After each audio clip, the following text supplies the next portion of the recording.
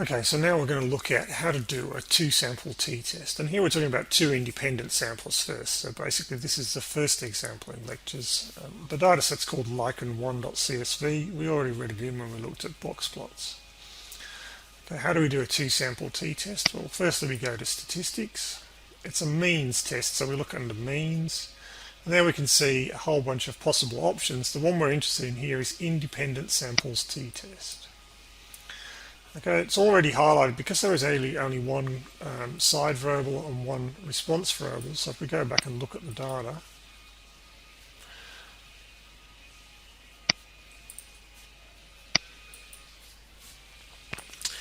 you can see the format of the data is that we've got basically the side listed as a character variable there, and the lichen measurement there all the way down to 40 trees on there. So when we went back and we did statistics means independent samples t-test, the side variable is indicated and the lichen variable is indicated.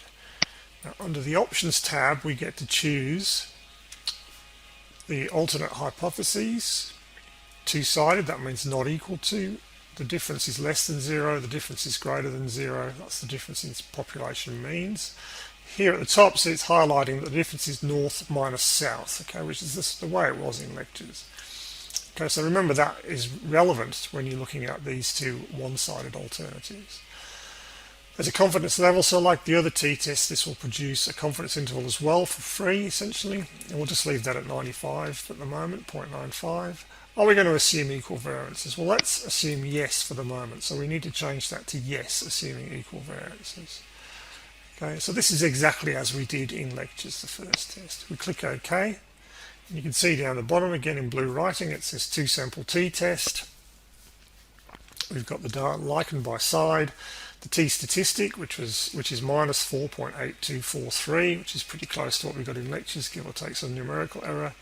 The degrees of freedom of the t-statistic, there it says 38, and the p-value, which is 2.295 times 10 to the minus 5. Okay, it tells us that the alternate hypothesis was that the true difference in means is not equal to 0, and 95% confidence interval for that difference, again, which is the same as in lectures, give or take some numerical error. At the bottom we've got the means for the north and south groups separately. Okay. Now let's suppose we actually wanted that to be a two-sided, one-sided test. Okay, so we go back to means, we look at independent samples t-test. Those are going to be the same. I'm just going to, in options, change it now to say that the difference, my alternate is that the difference is negative, so that the mean for north minus the mean for south is negative. Okay, leave equal variances the same and click OK.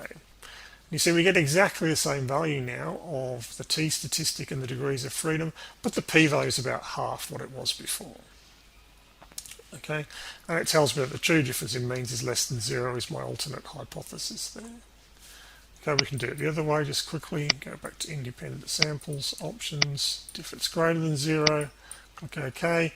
Now we get a p-value that's basically 1, because remember that we're asking that whether there is evidence that north is greater than south, but even in our particular sample north is less than south, so there's going to be no evidence that north is greater than south when north is already less than south, and everything else is highlighted as before. Let's just look at the one last example. Let's look at the independent samples again. Options. Let's now not assume equal variances. We'll go back to the two-sided test. Okay, let's now go back to not assuming equal variances. Now in our commander, this is basically usually the default. Okay, so we'll go back to that form. Okay, now if you remember, the t-statistic is calculated in a slightly different way. It actually turns out to be very similar here, and the p-value turns out to be very similar. But the degrees of freedom is now not an integer. Remember, that's because we had that rather strange formula for the degrees of freedom. So this is called a Welsh two-sample t-test, where it estimates the degrees of freedom differently. All right, and it comes out with a non-integer degrees of freedom, which is fine for computers to calculate that thing. All right, now in this case, they're all very close to what they were before. The degrees of freedom is close to 38. It's not the same, because in that actual data set, the sample standard deviations are quite close anyway, so it looks like the assumption of equal standard deviations was reasonable for this data. Okay, that's a two-sample t-test.